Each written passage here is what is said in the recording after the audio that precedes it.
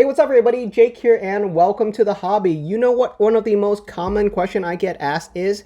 People will send me pictures of their Pokemon cards and ask me if they should get those cards graded. And usually my answer to them is it depends. So today's video, I'm going to talk about what kind of Pokemon cards you should consider getting graded, what are the reasons why people grade their Pokemon cards, what you can expect when it comes to grading Pokemon cards, what you should be on the lookout for, and everything you need to know before you get started with grading your own cards.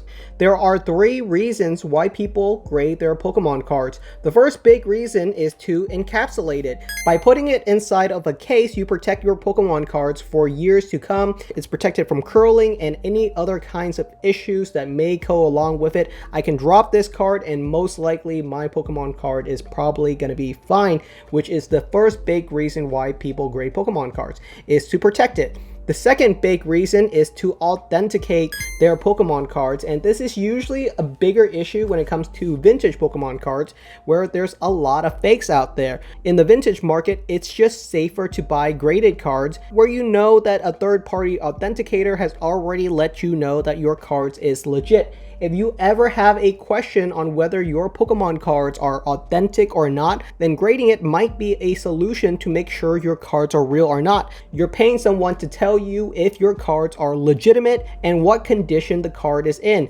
which brings us to our third point. The third big reason why people grade Pokemon cards is to increase the value of your cards. Regardless of what grader you're going with, whether it's PSA, BGS, or CGC, when you are grading your cards, if you get a gem mint copy, your cards are now more valuable than when they were ungraded. It's not uncommon for a PSA 10 or a BGS black label card to go for upwards of 10 times the ungraded value of cards. This is one of the big reasons why people grade their cards, is to really increase the value of them because they are now truly gem mint. So that's the big 3 reasons why people grade Pokemon cards: to protect them, to authenticate them, and to increase the value of the cards. Now, are any of those 3 reasons part of why you are grading your Pokemon cards?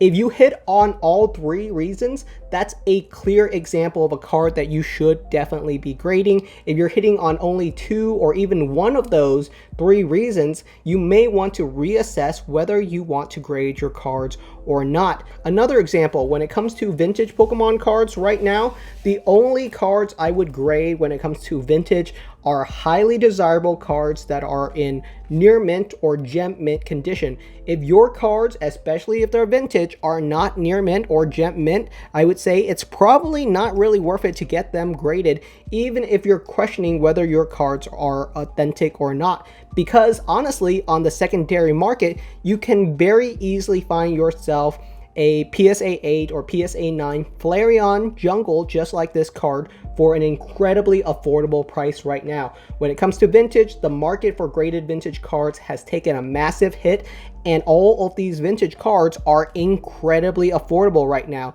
In fact, if you can find a PSA 9 copy of any of these cards, they're probably going to be a better grade than what you are going to get. Unless your cards are gem mint, which is extremely rare for vintage Pokemon cards, it's usually not worth it to get them graded because essentially the secondary market is absolutely flooded with graded vintage Pokemon cards. So that's vintage. For modern, it's a completely different story. Modern, I would say there's actually a lot of reasons why you would probably want to grade some of these modern Pokemon cards. A lot of them, like this Haunter from the Master Ball series, is brand new. This card just came out a couple of months ago and there aren't that many graded copies out there. If this is a card that I'm looking to ever sell in the future or trade with another collector, it's in my best interest to get this card graded. Why is that? If I get this card graded, there's no longer a question on the condition of the card. Whether this card is an 8, a 9, or a 10, it doesn't matter to me. I'm happy to get this card graded because it makes trading this card so much easier. Once a card is authenticated, once a card's condition is fully evaluated by a grading company, it makes trading a card with other collector so much easier. For a lot of cards, the market can be very iffy and there is always a range in price. But for graded cards, at least there's some level of transparency where you can very clearly say, this is a PSA 10. It's going for right around this amount. It makes trading cards so much easier with other collectors when everyone knows that the card is authentic and it knows exactly what condition these cards are in.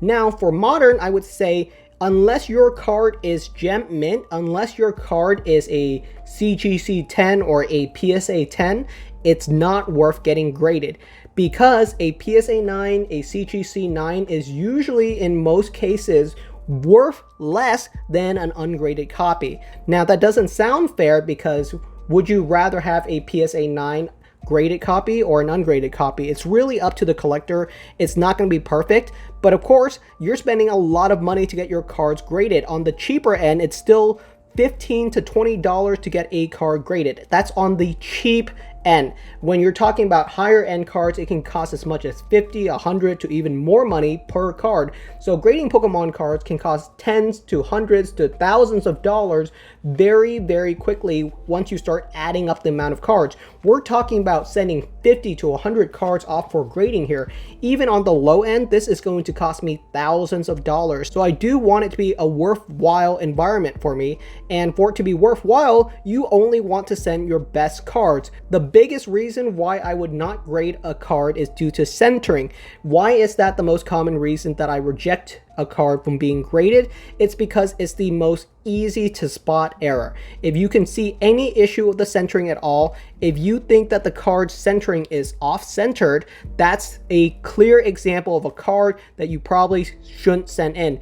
Other issues with a card can be whitening on the back and any damage to the card that includes dents, dings, or scratches, but those are significantly harder to spot. The easiest thing to spot with cards is going to be the centering, and that's probably the most common reason why your card is getting a 9, an 8, or anything even lower. If it's lower, it's probably got some actual damage that you can't even spot, but the most common thing I would say that you can spot is centering, because it's very visible. So if a card doesn't have good centering to you, and it's usually pretty easy to spot when you see a badly centered card, just don't send it in. It's not worth getting graded, because at the end of the day, you can probably get a PSA 9 copy on the secondary market for cheaper than what it costs to grade your card. So I'm really just trying to save you money here and not waste a bunch of money grading cards that are not worth getting graded. You end up losing money at the end of the day. So what kind of cards am I currently sending off? For vintage, I am super picky.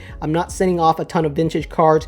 If I think a card is not gem mint, I'm probably not sending it off, or unless I have a really valuable vintage card such as a base set Charizard. Base set Charizard should pretty much always be graded, because there's a ton of fake base set Charizards out there in the secondary market, and most collectors or most people that are buying Pokemon cards would not really pick up an ungraded base set Charizard. The risk is way too high for it to be a fake. So in that scenario, I would definitely grade a vintage card. But otherwise, unless you got something that's really extraordinary that's vintage, I would say for most vintage cards you can find on the secondary markets, there's hundreds of listings for a base set Venusaur or any other card that you would want from Jungle or Fossil or any vintage set. So vintage is pretty straightforward. For modern, I'm only sending in cards with pretty much perfect centering, because it's not really worth it if they come back as a 9, and not every card really needs to be graded. There's only a small group of cards that I want to get graded, and these are cards that I want to encapsulate, display. It makes it so much easier to display a card when it's graded. If you watch my video, you've probably seen a ton of graded cards in the background of my video, and that's usually how I display my card. Once a card is graded, I don't really have to worry about displaying it. I don't have to worry about the temperature. I don't have to worry about protecting it. It's perfectly fine to display it, and it makes it so much easier for me as a collector to actually show off my cards, because as you guys know, I don't like binder copies. It's great to have a binder where you can collect cards, but I like to really show off my cards.